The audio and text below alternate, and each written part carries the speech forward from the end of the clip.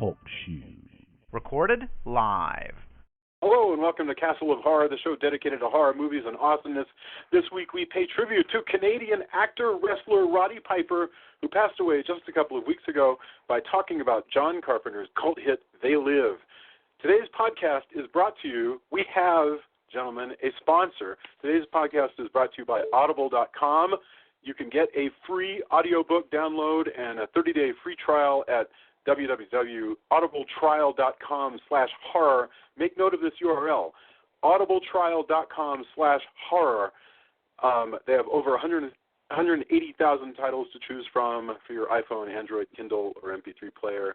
So go to audibletrial.com/horror and try out Audible, and we will give you a recommendation somewhere in the middle of the show. Okay, bear in mind, if you haven't seen today's movie, we're going to be talking about it from the perspective of horror fans who have seen it, so warning, spoilers ahead. From Denver, Colorado, I'm your host, Jason Henderson, creator of the Alex Van Helsing novels. With me from Austin is Tony Salvaggio, lead singer of the band Deserts of Mars, co-creator of the comic Psychon from Tokyopop and Clockworks from Humanoids.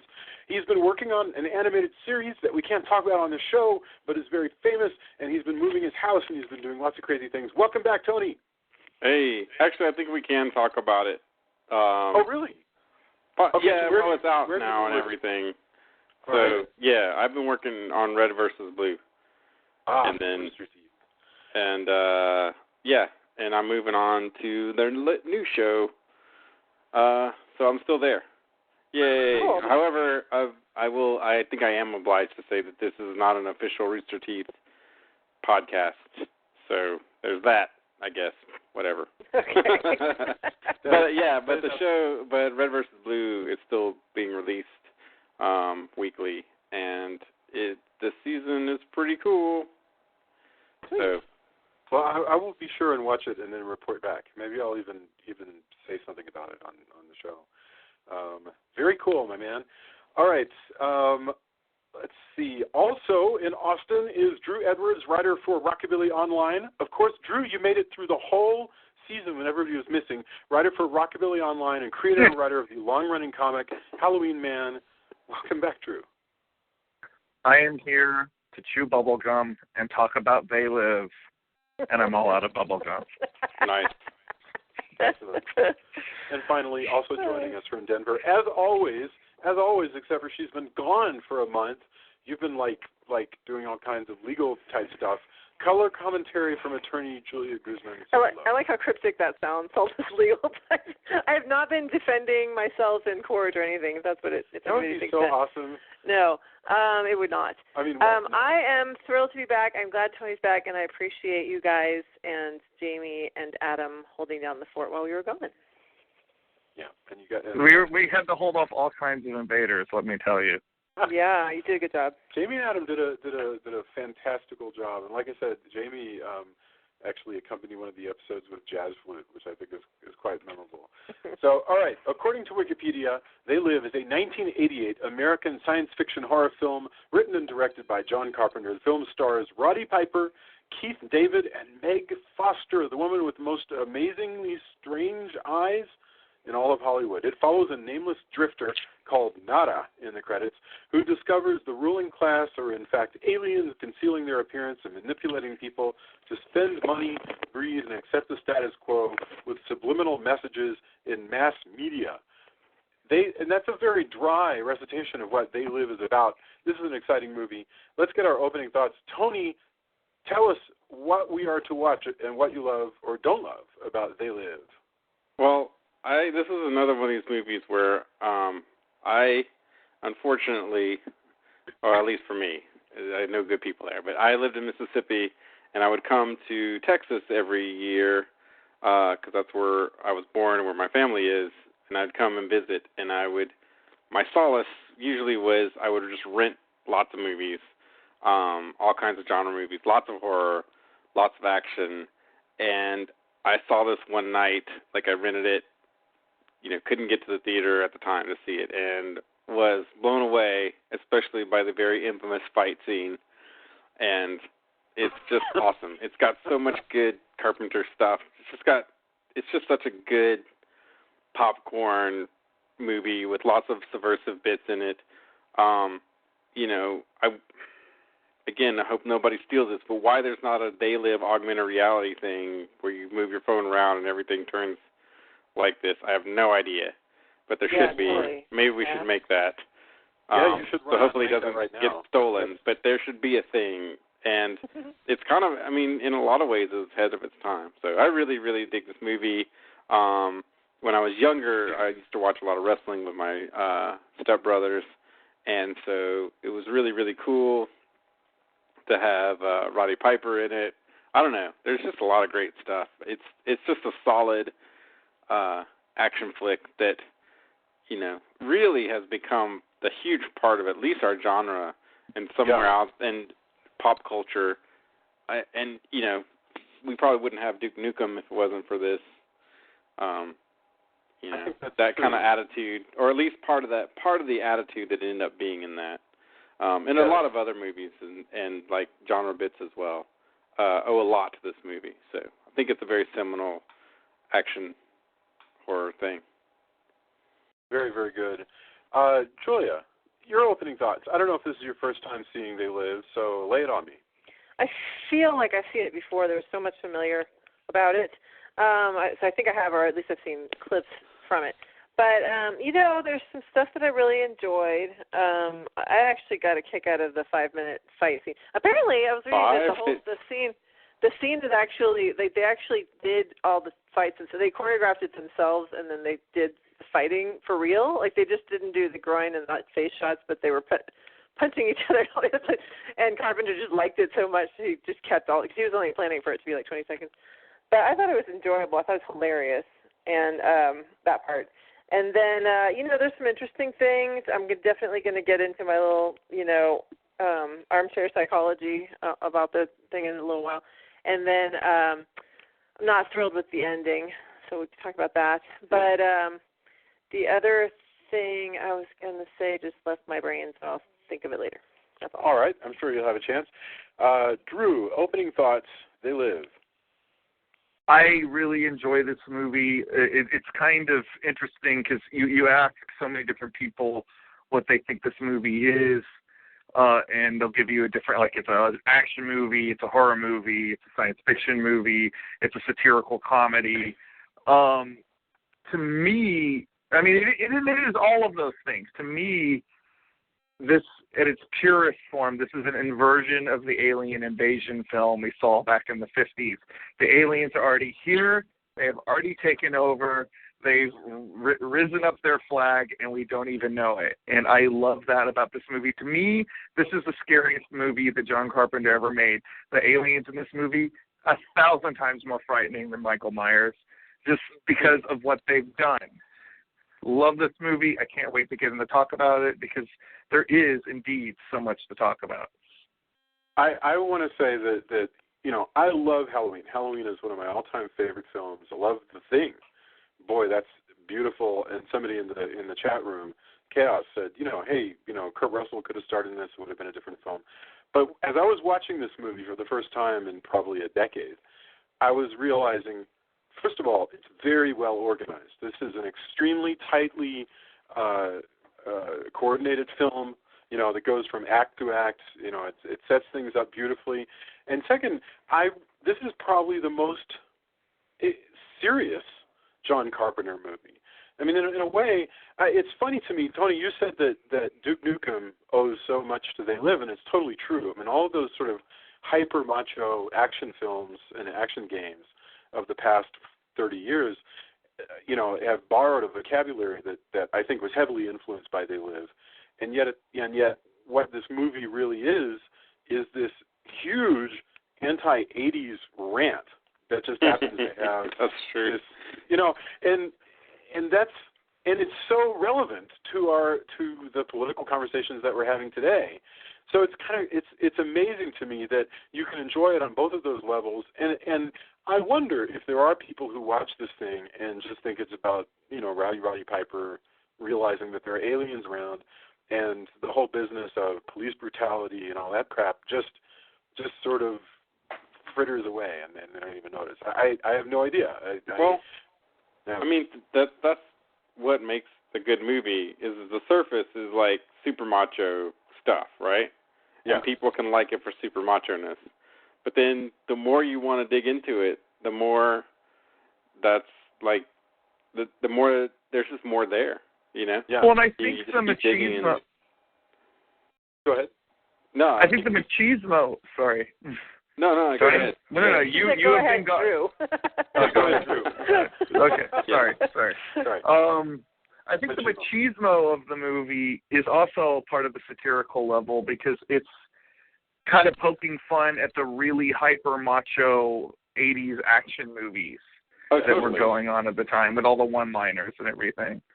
Yeah, apparently that like Cobra. That line I've come here to chew bubblegum and kick ass, and I'm out of bubblegum is actually used in Duke Nukem. Yeah. Exactly. But I was saying, that line was just ad-libbed by Roddy Piper, by the way. No. Yeah. Wow, that's interesting. That's really wild. I think I may have heard that before. I mean, Roddy Piper shows some intelligence in his eyes, and in fact, let's go straight into it. I want to talk about Roddy Piper's character, and also that will allow us to talk a little bit about what's going on in the world and the setting up of the world, and especially since we're trying to remember Roddy Piper this week. So this movie opens with Nada, which is Roddy Piper, and you can call him either one. It doesn't matter to me. But so Roddy has rolled into Los Angeles, never named. It could be Toronto, it could be whatever, but it's definitely L.A. and he doesn't have a dime to his name. Oh yeah, it's definitely America because they talk about Detroit and so forth. And he doesn't speak very much, but we see him sort of go to the unemployment office looking for work, and he's definitely a drifter. We know he's skilled because he says that he carries tools and he's looking for skilled work. And in the unemployment office, the woman says, "Well, I don't have anything for you." I was amazed seeing this actor do this stuff. It is interesting to think, what would have this been like if it had been somebody else in this role? But it's hard at this point to imagine that it's not Roddy Piper, and he's such a, I don't know, he's not necessarily a natural actor. So it's interesting. He really does seem like a real person, just sort of wandering around, hoping to find work. What did you guys think of Roddy Piper as Nada? Growing up on, these, on wrestlers and stuff like that, it was definitely like, he's in a movie. Let's see how that turns out, because, it's not always so great. But right. I think he really plays to his strengths in this movie. I think it works really well. He does a great job. Like I said, again, the fight, which we'll get to, that's the one where you're like, okay, there's a wrestler, now I understand why he's in this role, right? Yeah, but I mean, I think he does great with the material. I think it's awesome. It was I know what you're talking about with a lot of times sports guys, after the various Olympics, they'll take the stars of the Olympics and they'll put them in a movie just to see how it goes. I mean, we can look at the extent of Hulk Hogan's movie career. Absolutely. It's nothing is as memorable, well, at least not for the reasons that it should be, in the same way that this movie is, I think they tried to make a star out of Mitch Gaylord for a while. But the thing is, what happens with professional wrestlers, though, is that those guys at least are already performers. Because if you're a professional wrestler, you got to get up there and you have to, stand in front of the camera. There's a bit that they do that's very low budget and it kills time, where you stand in front of the camera with the announcer and you just point at the camera and you just start ranting about the guy that you're going to fight. Sure. This is not only extemporaneous, so they're just throwing out these insults and trying to come up with, how am I going to be able to insult Hulk Hogan this week?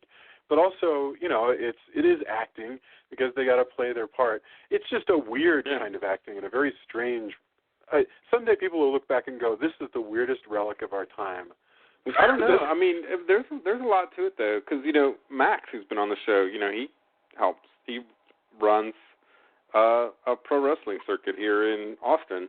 And, there's a whole thing with all the characters and how they all work and everything like that. And there's a lot. I mean, it's a physical role, and the people, there's good guys and there's heels and there's all of that. So there's a lot of acting that's involved in getting a crowd pumped up for an event like absolutely.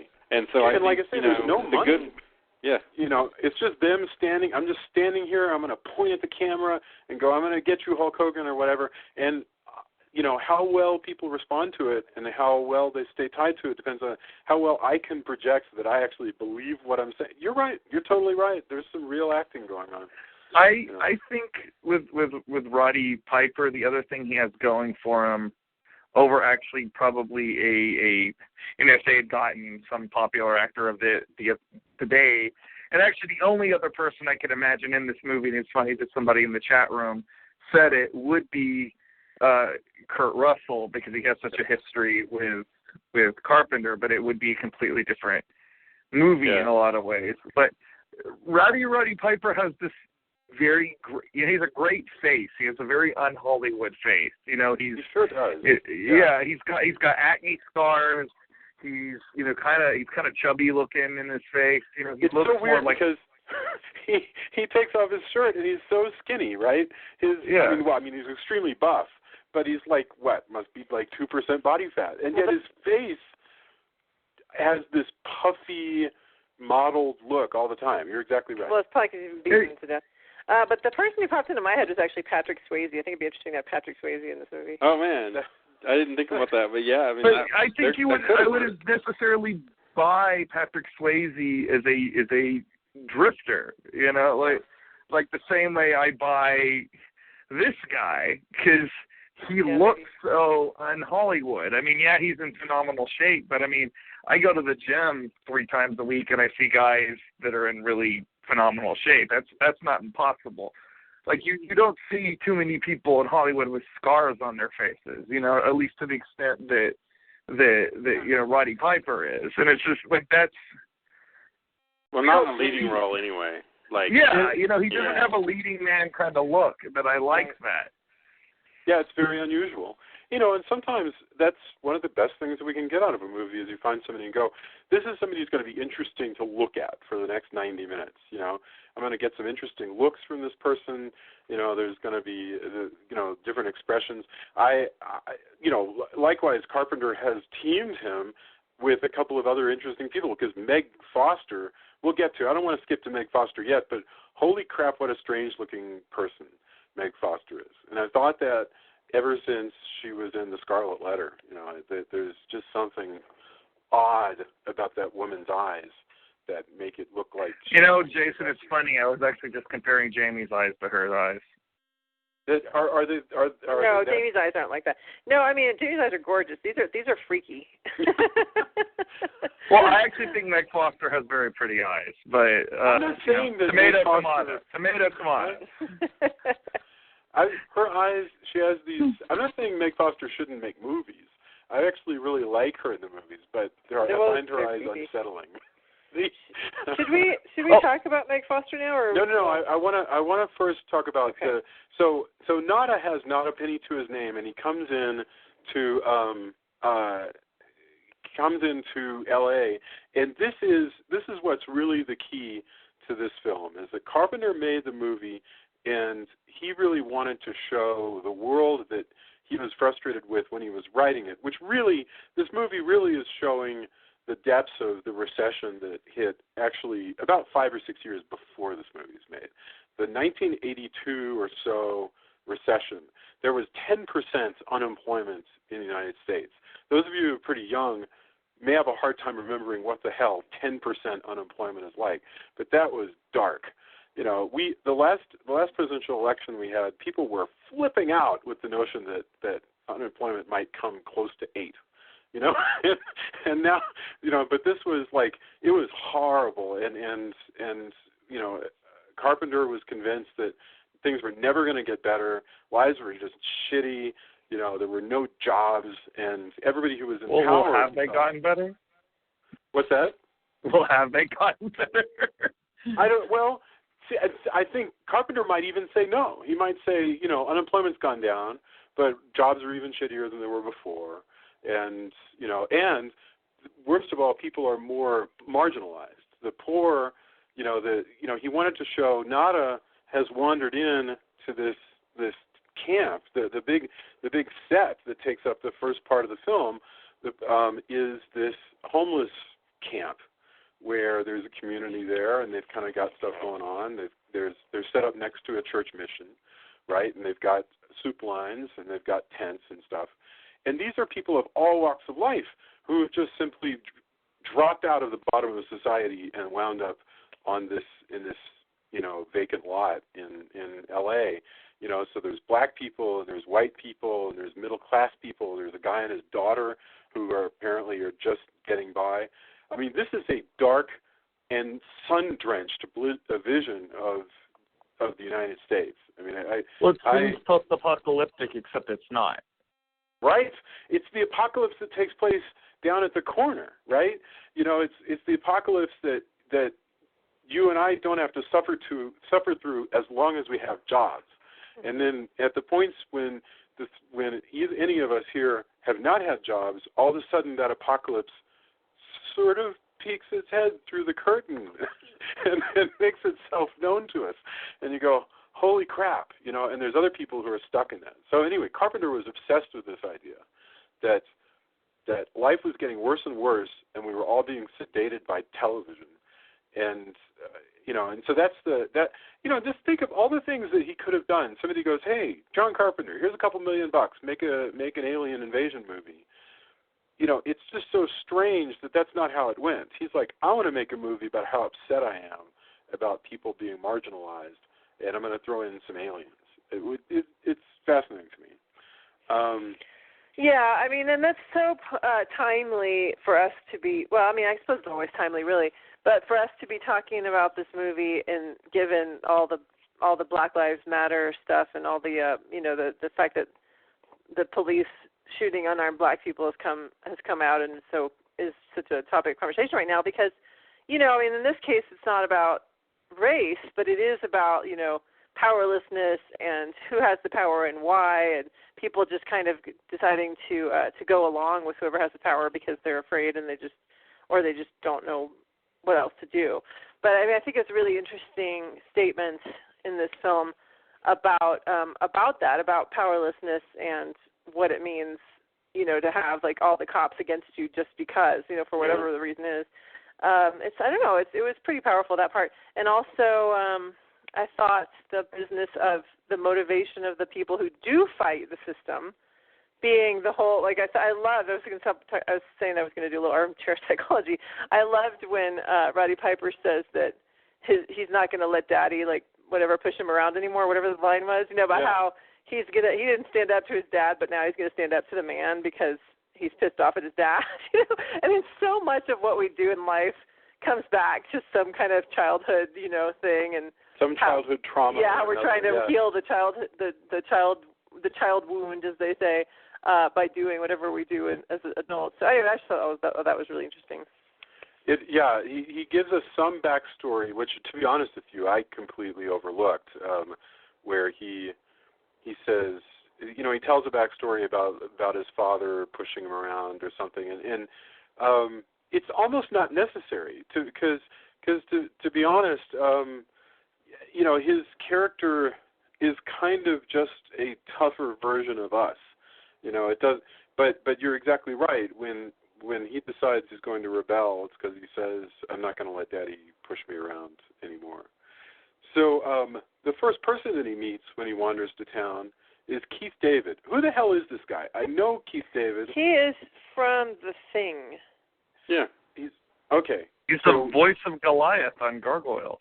I think I know his voice. I think that's the deal. He's done a lot of voice acting. He's got one of the most awesome speaking voices in movie history. Wow. Yeah. Okay. Yeah. So Keith David is this guy who's pretty much as buff as Roddy Piper, and he is a construction worker. Although my wife goes, she's wearing like a purple shirt.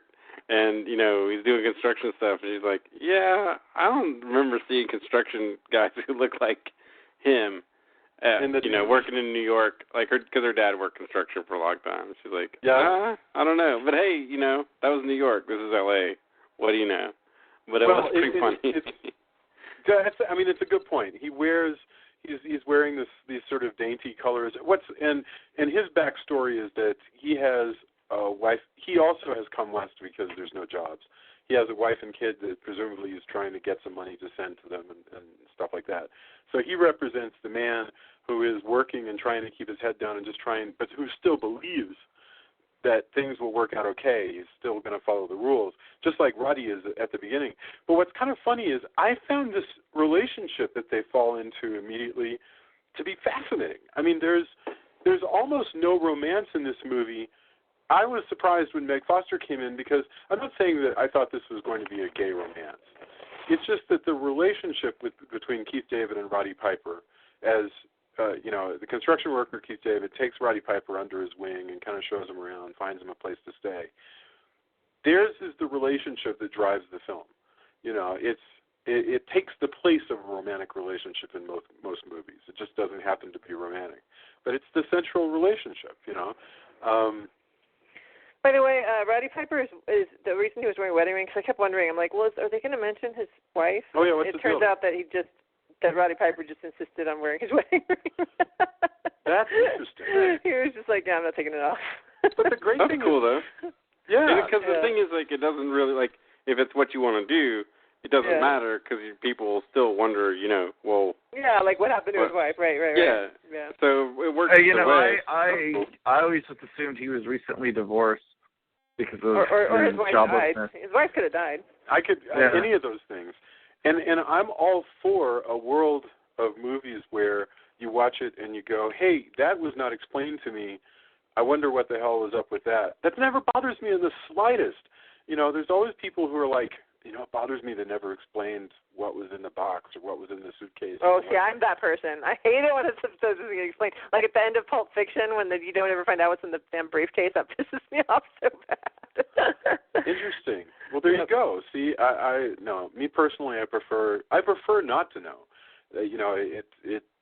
Things are more interesting to me when there's a lot of open-ended stuff. I don't know. I mean, imagine is it 7 where Brad Pitt at the end with the box? Is that 7? Yeah. Yeah. Can you imagine if you didn't know what was in the damn box at the end of that movie? That would be so frustrating. He's screaming, but you don't know why. True. That's true. But we never learn why Kevin Spacey is doing what he's doing.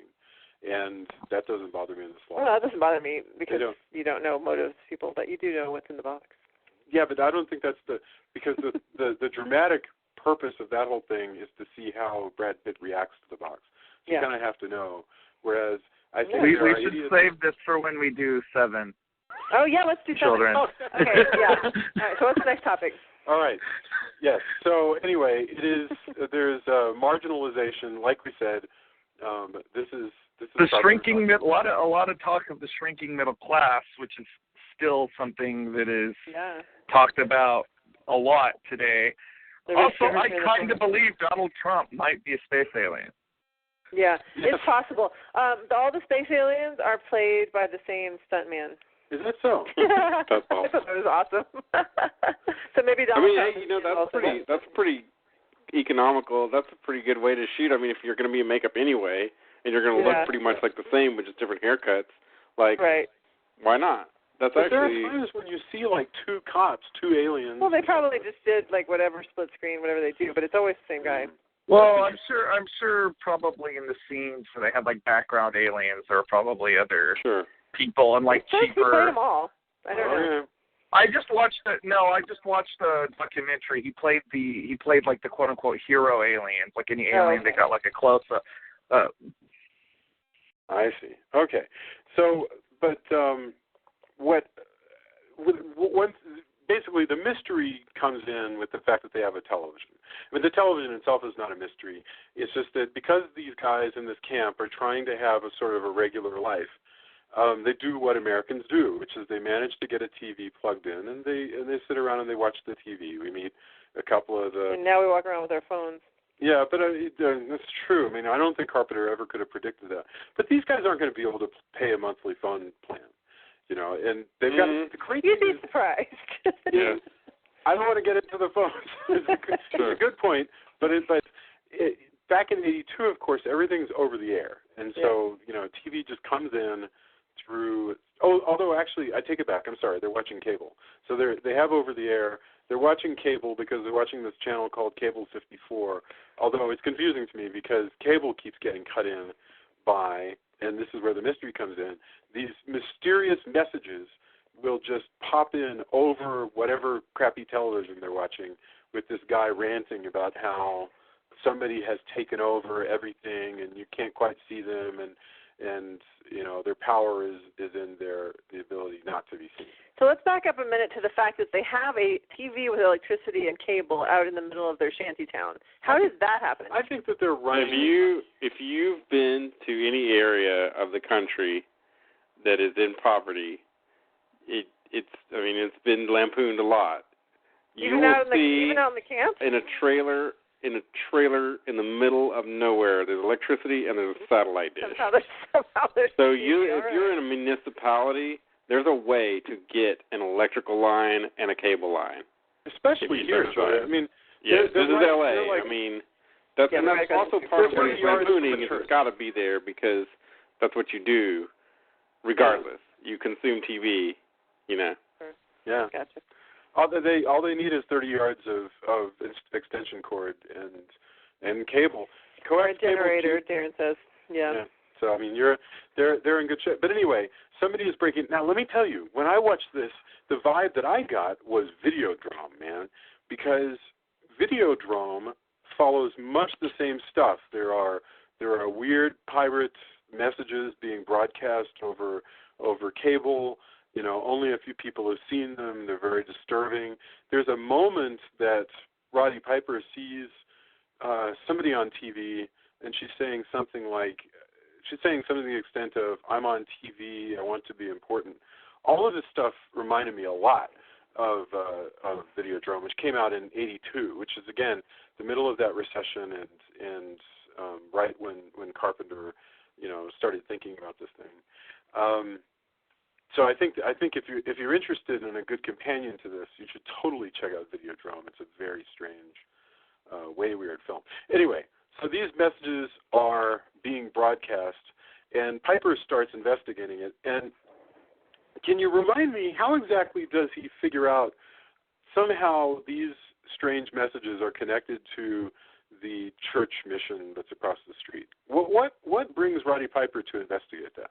He's just walking around. Well, he hears the singing. He's just kind of walking around checking it out, and he's realizing that all the windows are kind of like closed up and everything's painted over, and there's just this open door. So he's just curious. Yeah, and so he just kind of wanders by the open door. Sorry? Yeah, he's just paying attention. He's, you know, just noticing his surroundings. He's a drifter who's, you know, like, you know, part of him getting around is to actually, like, care about what's going on around him. So he starts to notice, like, hey, man, that's weird that the church is doing this and that. Yeah, then, it's all, like, closed off, but there's singing. Yeah. So he goes by the open door, and he sees all the boxes, and then he goes in, and he sees that the singing is actually recorded, you know, and it just kind of goes from there where he's following the line. Yeah. Okay, you're right. That's so that's it. He's just being the one with the eyes who are open. Right. And everybody else is unnerved by that, like especially, you know, what's his name? Frank David? Keith David. He's like looking at him like, "What are you doing, man? What are you doing?" Like he's just kind of really nervous that he's just like looking around. Like, don't rock the boat. Yeah, exactly. Like, we have a terrible thing going, and I don't want to mess it up. Isn't that crazy? Well, it's actually makes a lot of sense because people are afraid. You know, there's fear there. I mean, there's like, especially, you know, and that given that they don't have the power, you know, given that even though not all of them are black, they're all in that same position of being. They're all marginalized. Yeah, they're all marginalized. But especially Keith David's going to be, you know, if assuming that there's a racist culture in the movie, he's certainly going to be like, let's just not mess with, you know, let's not piss anybody off. We don't want to get ourselves killed. Yeah. You know, it's fear. It's amazing. So yeah, that and in fact, once Piper, you know, when he's fussing around inside the church, Roddy Piper comes across a manufacturing. Basically, it's like coming across a lab where they're manufacturing and shipping in and out these special sunglasses, you know, and he finds them, and then he he hides them again. He encounters some of the people who work in the church who are also some of the same characters who act as leaders around the homeless camp. And what it amounts to is that he's discovered that they're part of a kind of a Maquis that's just popping up here in Los Angeles. They're a resistance. And you might think that they're just a resistance to the powers that be, because we don't yet know that there are actually aliens around. I would like to take a moment here and mention once again our sponsor. For you, the listeners of Castle of Horror, Audible is offering a free audiobook download with a free 30-day trial to give you the opportunity to check out their service. We're very happy about this sponsor. We're very interested in what audiobooks our listeners recommend. So I asked people on the Facebook page to let us know, like, hey, what audiobook might be cool for people to check out as their free one, because you can get a free audiobook. You don't have to keep the trial, or you can stick around. That's the whole way it works. So this week's recommendation comes from Anthony Rotolo, who recommended Who Goes There, a.k.a. The Thing, by John W. Campbell, which became a famous John Carpenter movie. This is from Rocket Ride Books. Who Goes There is best known to science fiction and horror film fans as The Thing, the basis of Howard Hawks' The Thing from Another World, and, of course, Carpenter's The Thing from 1982. So you can try that or pick another audiobook free by trying audible.com. Here's the URL, audibletrial.com/horror. That's audibletrial.com/horror for your free audiobook. All right. And again, The Thing stars Keith David. And The Thing, stars, right. But he has and Kurt Russell. I mean, yes. You know, we probably owe the world a Carpenter retrospective. So the world. Yeah. The whole world. The internet, at least, which can encompass the world.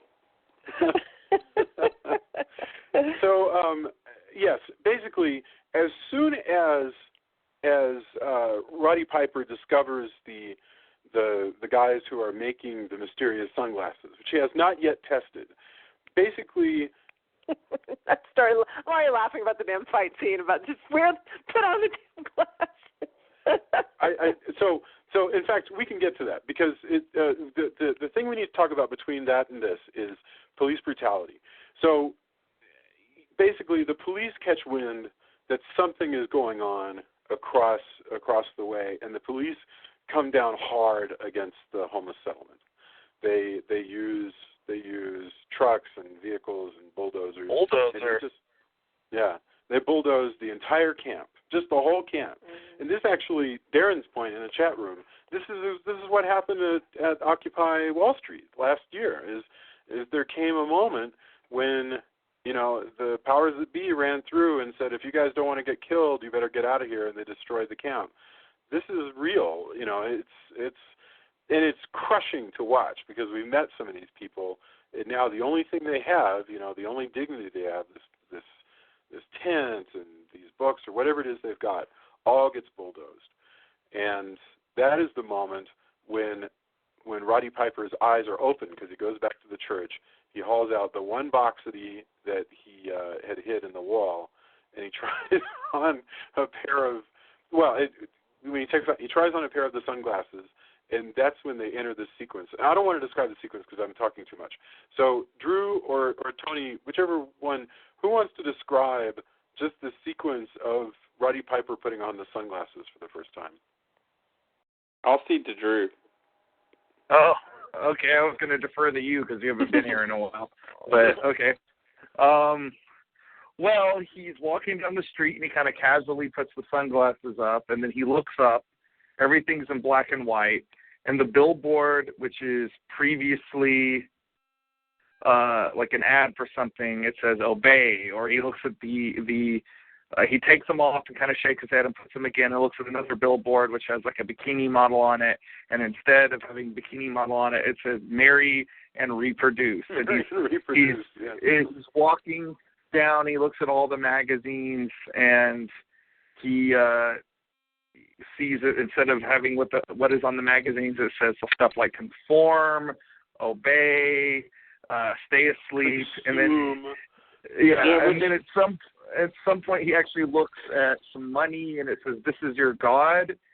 And then he starts to look around, and he sees the skeletal looking aliens, and then he gets to me, which is the funniest line in the whole movie, is figures it would be something like this.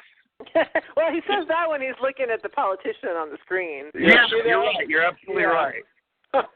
Well, also, like, it's a couple things, too. Like, super punk rock, like, you know, to me it also at the time harkened back to, you know, Repo Man, where everything's beer, everything's generic, like all that stuff.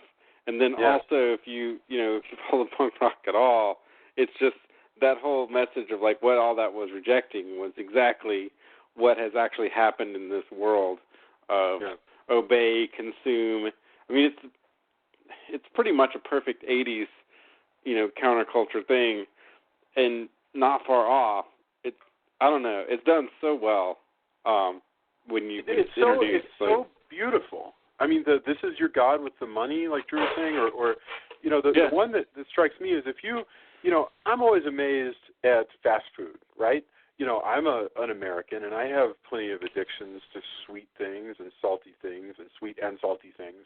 So I love fast food. And yet I'm constantly amazed when somebody would go, we're rolling out our new sandwich that is a beef patty surrounded by fried chicken instead of bread. See, I have a fascination with that just because, like, I will actually try that, but it's more out of just morbid curiosity. Like, sure. But what's weird is those things are cheap. That's the crazy thing. We make these incredibly. We got scientists in coats and glasses working on figuring out how to make everything what's called hyper palatable. There's a book about this called The End of Overeating by David I thought it was Kessler. Fast Food Nation. There's that one too. I mean, there's a lot of people have talked about it. But hyper palatability is these, you know, Dr. Frankenstein's making fast food taste really addictively wonderful, and they make it super duper cheap.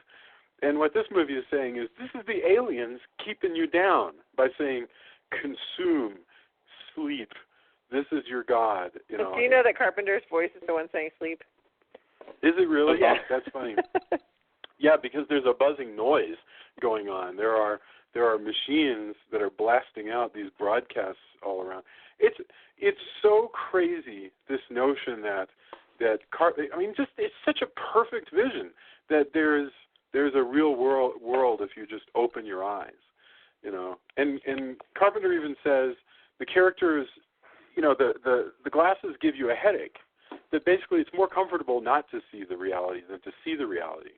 And Carpenter said that's because he wanted it clear that the truth gives us pain, you know, and that of course it's more comfortable, you know, not to. Not to put the there's on. a famous verse, you know, he who increases knowledge increases sorrow. And, you know, not to say be stupid, but just as a warning that once you realize things, you have a little bit of a harder life. That's a thing that you have to bear. Should we shy away from it? Yeah. Should we shy away from it? No.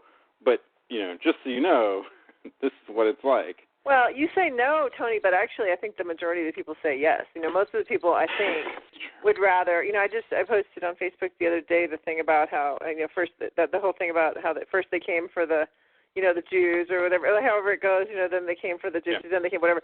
And then when it was my turn, nobody was left to say anything about me because I didn't say anything. Nobody said anything that, you know what I'm talking about. And that's the idea is that, you know, everybody's like, well, as long as it's not me, I'm just going to stay out of it. I don't want to cause any trouble. I don't want to make any, you know, I don't want to make any enemies. I'm just going to lay low and leave it be.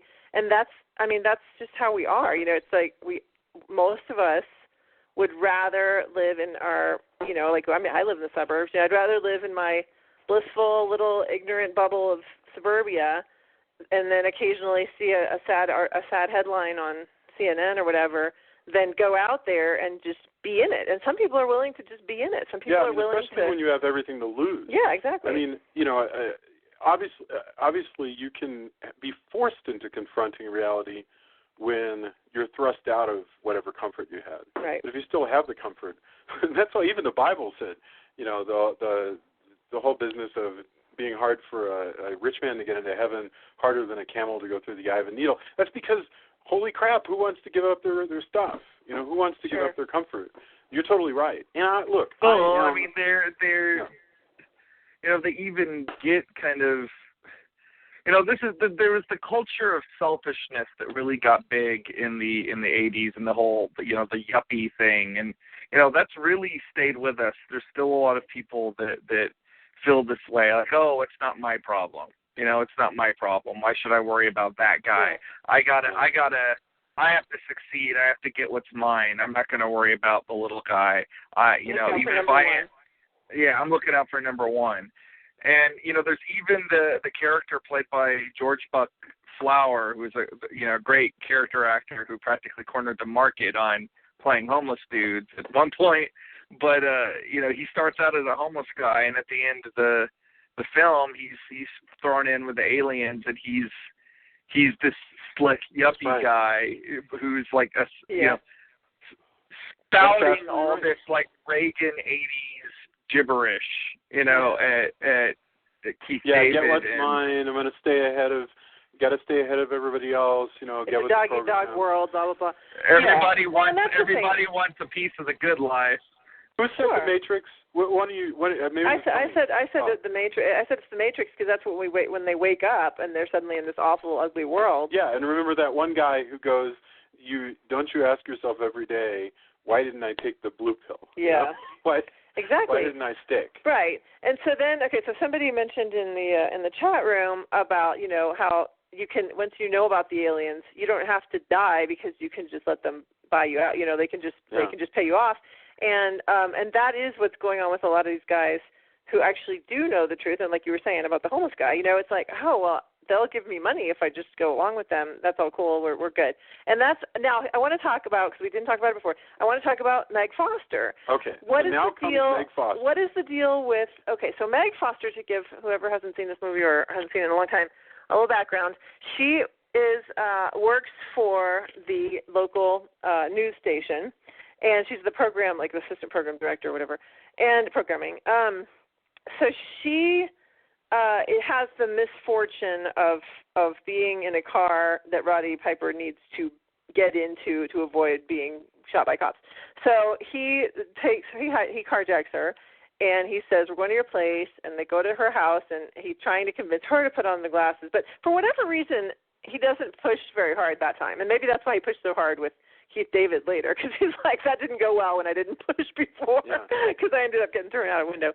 But anyway, he gets thrown out the window by her, and then leaves his sunglasses behind, because he didn't know he was going to be thrown out the window at that moment.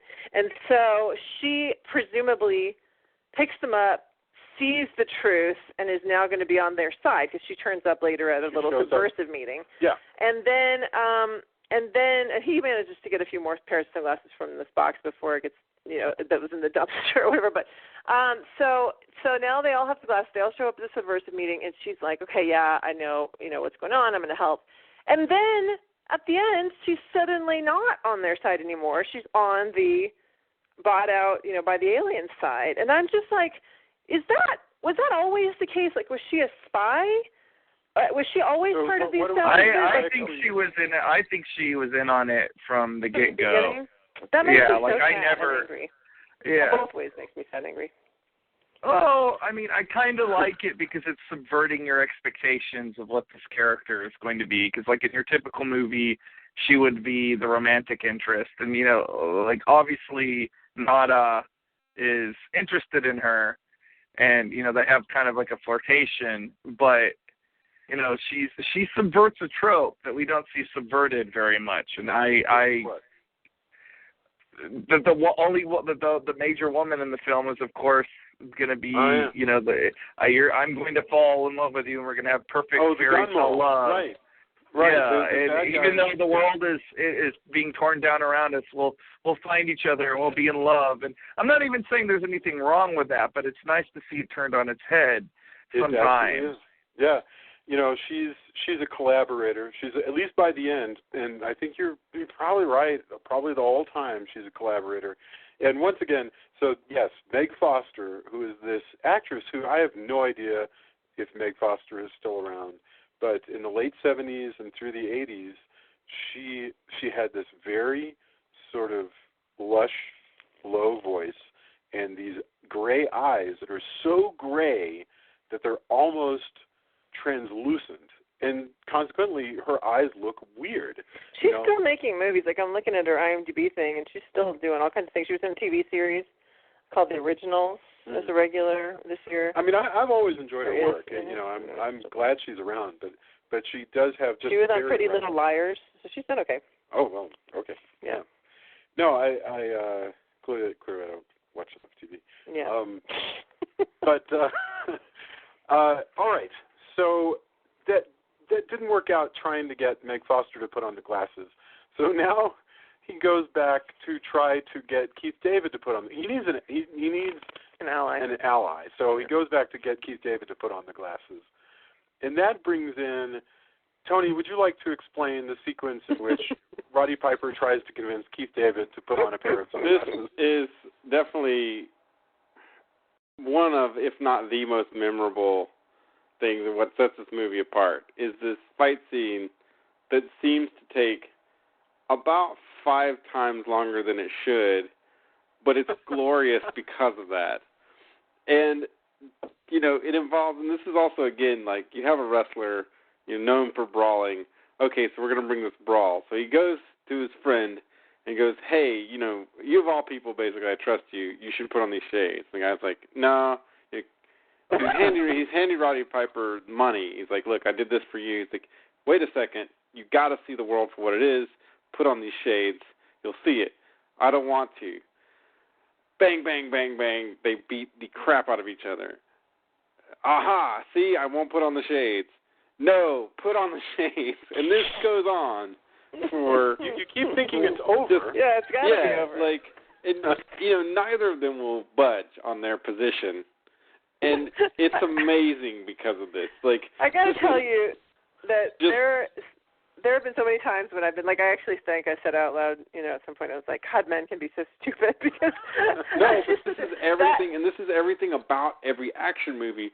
So you can see it as an action movie thing, or you can see it as satire on this is what action movie guys do. However you see it, it doesn't matter if you see the subversion or you see the satire. And it doesn't. And it can be that either way. And it's great. It's so good. Like it also serves a story purpose too, though, because it shows that like Keith David really he doesn't want to get involved. He just wants to make enough money to help his family. And that's it. Yeah. Right. And but once I was going to... Go ahead, Tony. Gloriously pugilistic. And I had forgotten after this terrible fight where they're just, knock down, drag out, in its ridiculous form because put on the shades. No. Put on the shades. No. And it just keeps this pugilistic, like, tug-of-war. When they finally quit, they are beat to hell. Like, they have a makeup job on them that looks like people just beat the crap out of each other, which doesn't always happen in action movies. I thought that was a really cool touch. Like, people just get, there may be some blood or something. Or people seem to magically heal. No, these guys have really looked like they have beat the ever-living crap out of each other in a major way. And I had forgotten about that part. I thought that was great. Like, I was like, oh, man, this looks like...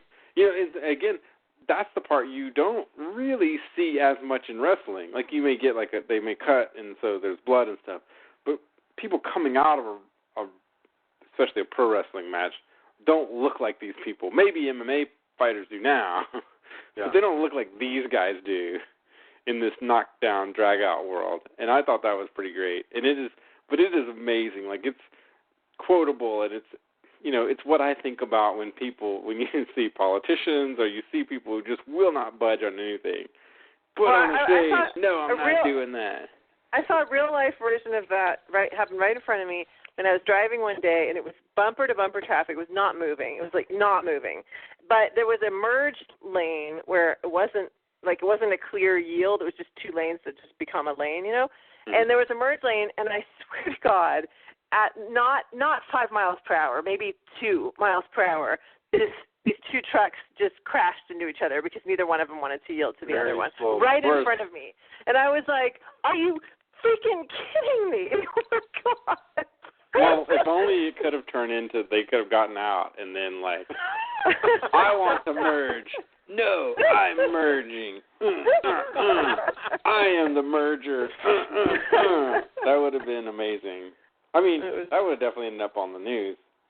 But yeah, I mean, it is pretty fantastic. Like, if nothing else, this is famous for that because it just keeps going. Like, that's the thing about the fight scene. Yeah. Like, there's other memorable fight scenes, but this one, I mean, it really goes the distance over what seems to be trivial. Like, you would think that one of these guys would capitulate after the first just massive pounding to the face, but neither of them is giving up on their idea of what should happen.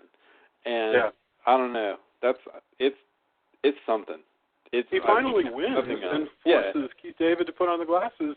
You know, it, like, forces them onto his face. It's a brutal and then crazy. This is so silly and crazy. It also turns into, you know, a very, you know, now we have the term bromance, or you can use it or not, or you can roll your eyes. But, like, you know, finally he's like, yeah, you know what, man, you know, we had this knockdown drag-out fight, but you really did, you know, I should have been looking. And he's like, no, I understand.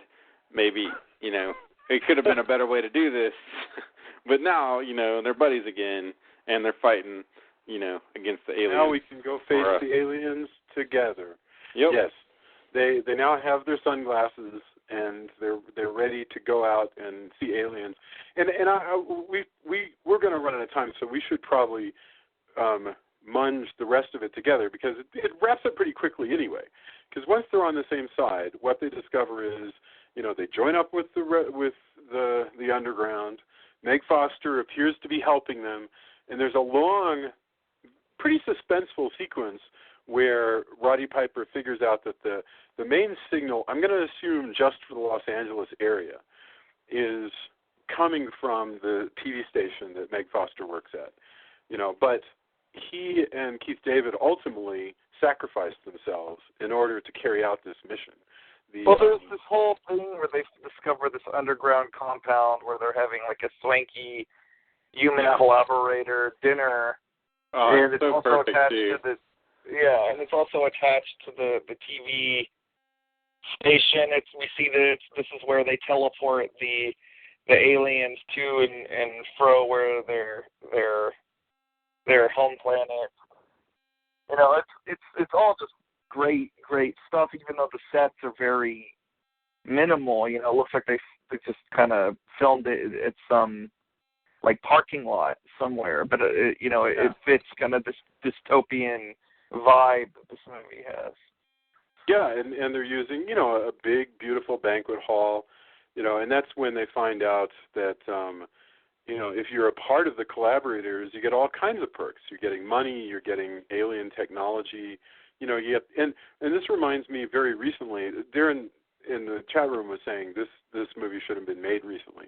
And this is so true because, you know, Chris Rock just this past year goes, if everyday people in the United States had any clue how good the very rich have it, there would be rioting in the streets. You know, and what he's talking about is just this enormous disparity. And Carpenter here is showing that idea by saying, you know, if you're one of the in people, if you're rich, you've got stuff that other people just can't dream of, you know? You've got things that will extend your life. You got things that make it easier for you to get around, you know, and in this case, it's alien technology. So Roddy Piper decides he's going to take all that stuff down.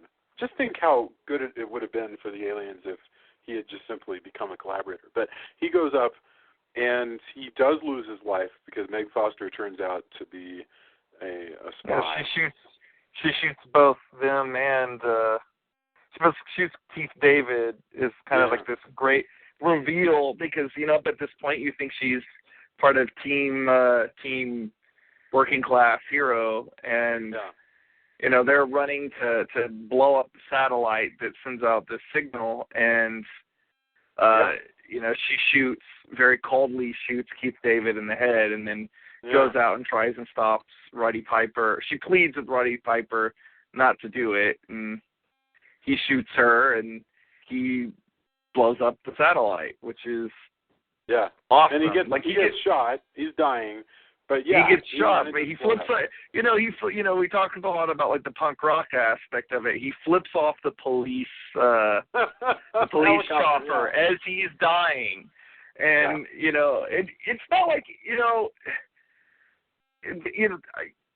Carpenter has like this. Adam always talks about the European down ending. There's also the Carpenter down ending, and almost all of his movies do kind of have a down ending. I don't actually consider this movie to have a down ending because the heroes, although they die, which is unfortunate, they do actually accomplish something, which is reveal these creatures for what they are. I hear you. I think that's really, I hadn't actually thought about that, but you're right. Because if you look at a lot of down endings, there's this sort of, the world is really crappy, but Carpenter seems determined to tell us, even in The Thing, that individuals make a difference. That even if the individuals die, there's something to be said for Kurt Russell, and I guess it's Keith David at the end of that movie, who are going to stick it out and see which one of them turns out to be an alien. Well, there's Carpenter has a strong vein of classical liberalism in his sensibilities. Like almost like a Thomas Jefferson kind of classical liberalism, like going back that far, and it's. That is one of the things I enjoy about his movies is they aren't, a lot of people would just be comfortable to make like fun genre movies. His movies do have a certain point of view that he brings to the table, and this one, even more so than even a lot of his other movies. Yeah, no, I agree. You're right. I didn't mourn for Piper at the end of this movie. I really felt like he had won, even though you're right, he's clearly dead. And maybe that's because he's chosen marginalized characters who are so far from getting back on top that they in the world of fiction seem to accomplish more by sacrificing themselves. I don't know. I have no idea. But they knock out the satellite, and so we then end with this kind of hilarious sequence where the aliens are all revealed but don't know that their masks are down. And so all of a sudden everybody around them, working with them, sitting at the bar with them, having sex with them, are suddenly like, whoa, you're an alien. That was amazing. That's really cool. So, okay, let's get final thoughts and then come around for endorsements. So we opened with Tony, and let's do the same. So Tony, it was Tony, Julia, Drew, and then I'll go.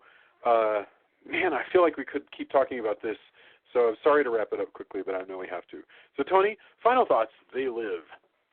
I think it's great still. Like it's fun. It still holds up. If you count it as a horror movie, it works. It works on a lot of different levels. For the budget, it's great. It's a great piece of 80s, if you want to go the nostalgia route as well. It's too bad. I think Piper really did some cool stuff in this, and it's really a shame that, he passed. He's left a legacy. I mean, lots of people remember this movie. Some will even remember this movie maybe more than, him in a T-shirt and kilt. That's right. That's possible. Even though that was an iconic part of my childhood as well, So I think it's a really good piece of work from Carpenter. I think it's definitely memorable. It's there's cheesy moments, but it's kind of supposed to be that way in some ways. I really, really enjoy it. I'm glad we covered it. I hate that we covered it under the circumstances, but what a legacy to leave behind if you're going to leave one.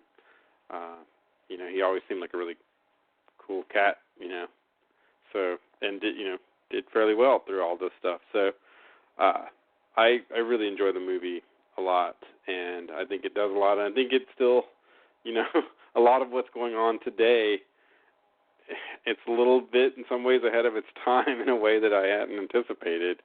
Scarily so, Yeah. Thank you. Julia, final thoughts? So yeah, I think it was really interesting. I like I've been saying, I really like that it explores so many themes that are, deep or relevant or whatever you want to call them.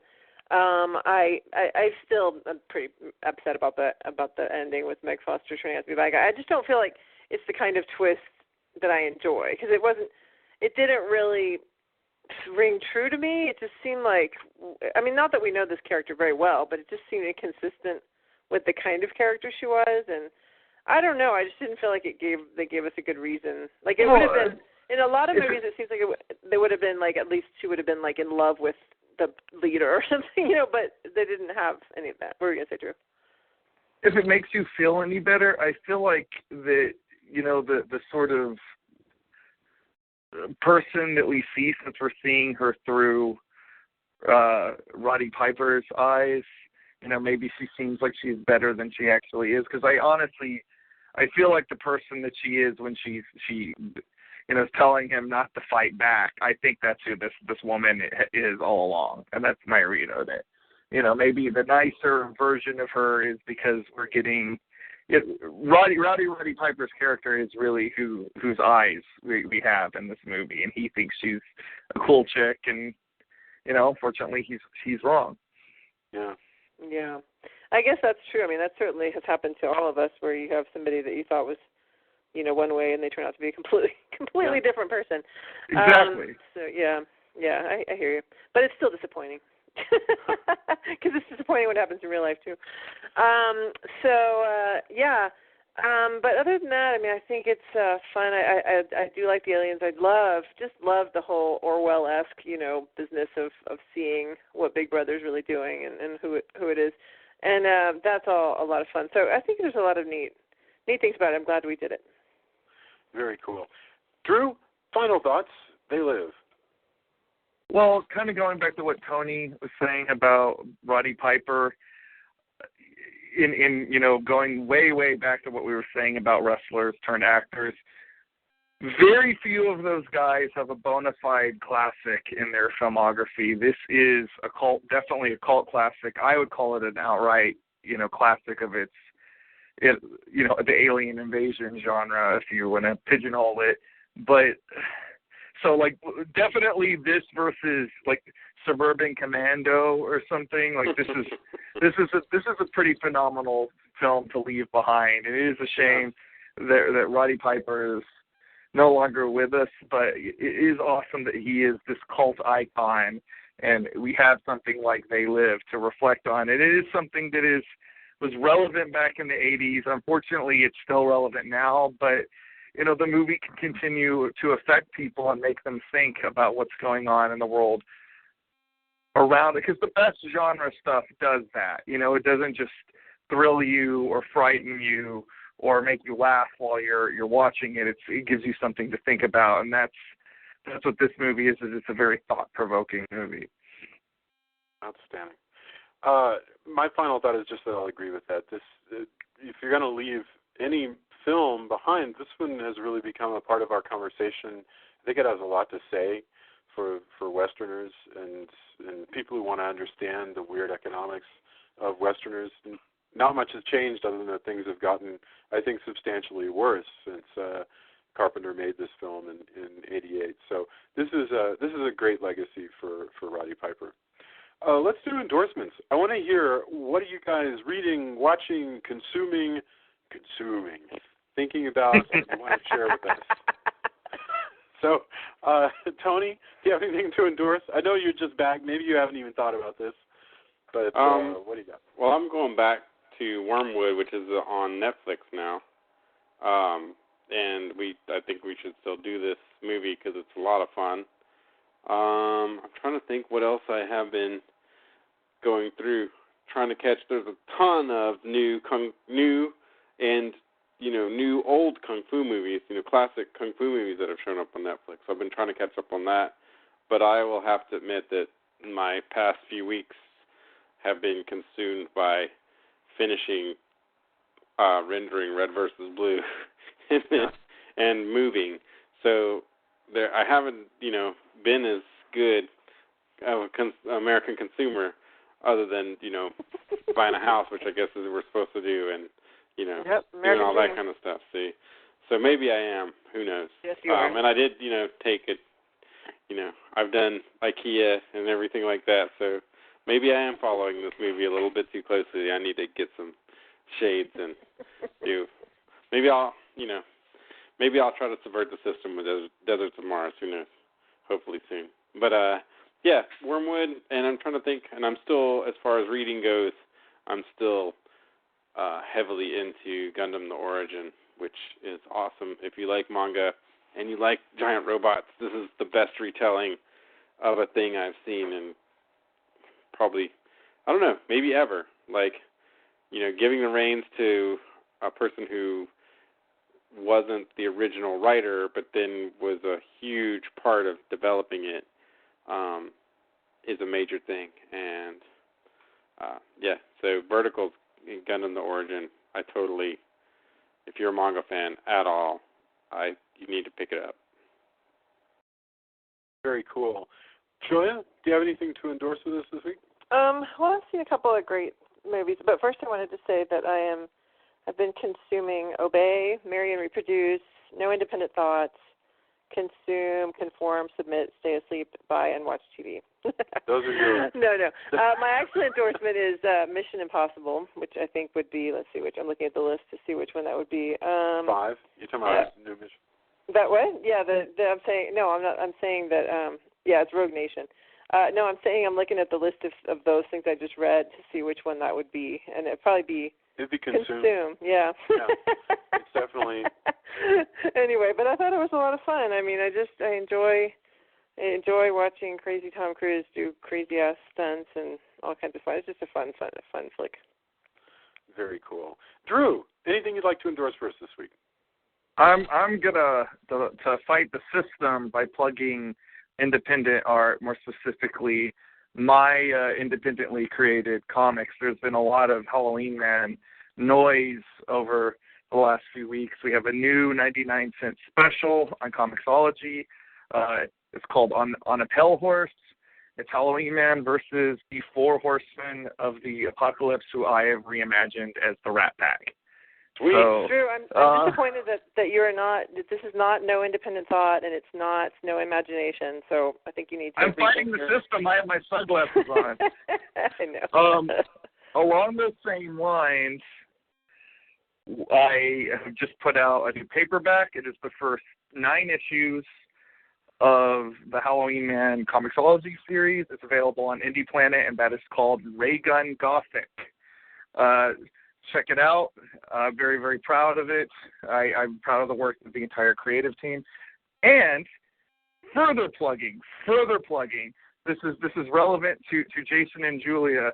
I've booked a lot of convention appearances over the next few months because we're heading into the Halloween season, and this actually marks the 15th anniversary of Halloween Man, and we're going to be celebrating big time, especially Halloween weekend, because I'm going to be at the Denver Horror Convention and Halloween Film Festival. That is October 30th, 31st, and November 1st. We're going to have an awesome time. I'm very excited to be a part of this con. I'm very excited to be going to Colorado and actually doing a road trip to celebrate 15 years of Halloween. And I'm excited to see Jason and Julia in person for the first time in years, actually. Is it really? I guess I kind of assumed since we just saw Jamie, I kind of felt like we just saw you, but I guess we didn't really see you. Well, you weren't here. Jamie will be with me. Jamie will be with me. And speaking of Jamie, I am endorsing her music video. Danger Cake's first fully produced music video is now up on YouTube. It is for their song Runaround Girl. I will post a link on the Facebook group tomorrow. You should go look at it, share it, tell all your friends, listen to the song. You can actually, tell us whether or not you think Jamie's eyes looks like Meg Foster's eyes based off of this video, because there's a lot of close-ups of her face. So, hey, there you go. Anyway, that's what I'm plugging. Resist the alien overlords, alien yuppies from another dimension.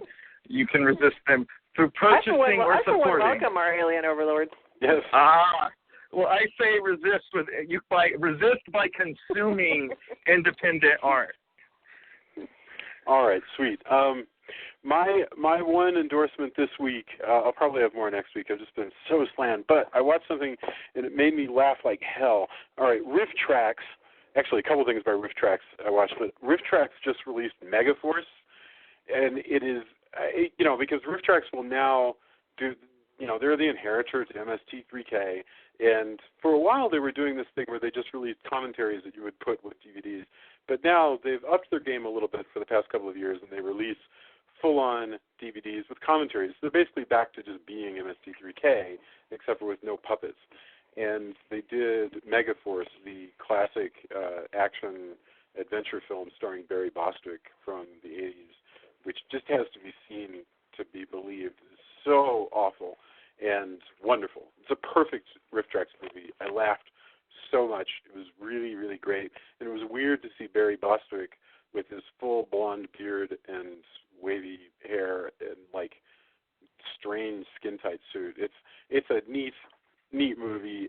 Well, no, Megaforce is a terrible movie. Don't make that mistake. But the Riff Tracks one is very cool. I laughed a lot. You should get it. And in fact, while you're there, Riff Tracks also has been releasing a lot of the shorts, which were my favorite part of MST3K back in the day, where they do industrial shorts just about stuff. And they're releasing a lot of those, but they sell for $3 a piece, and it's such a great deal. So yes, check out Riff Tracks Megaforce. It was awesome. Okay. That's it for this week. We are back next week with an all-new retrospective, that will be dedicated to found footage. And we have not yet decided on all the titles, so I will announce nothing at this point. We'll be back with some really cool found footage stuff next week. And if you have any to recommend, post it on Facebook. Yeah, because you never know. We're never completely sure on what we're going to do up until about the time it takes to watch what we're going to watch. So, yep. So there is yet time.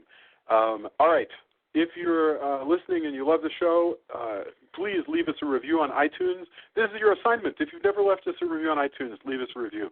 Seriously, that helps people find the show because it helps our search results. Bring friends, let them listen. If you're coming in from bleedingcool.com, we're so happy you're here. We are so happy all of our listeners are coming by the Facebook page and arguing with us. We will totally engage with you and talk. We're very excited always to hear from the listeners. Thank you very much. Thanks to everybody in the chat room. Have a fantastic week, and we'll see you next week. Thanks everybody. All right. Easy.